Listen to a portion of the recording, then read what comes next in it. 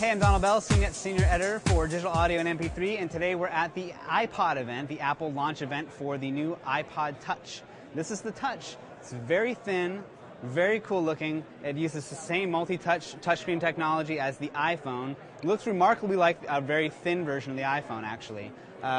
It's all the great features that were in the iPhone's iPod, including dedicated buttons for the music, videos, photos, even a YouTube connection and a Safari web browser connection. You can see on the back of the iPod Touch here, there's a little nub here just for the Wi-Fi antenna. So that means this is a Wi-Fi enabled device. It doesn't have the edge network connectivity that a phone would, like the iPhone. But still, if you go into any Wi-Fi hotspot, you can use your new iPod Touch to browse the internet. And also, there's a new iTunes Wi-Fi store in the new iPod Touch. This lets you browse the entire iTunes store collection, preview it, and download it directly to the device. Downloaded songs will sync right back up to your iTunes library when you sync this back up to your home computer.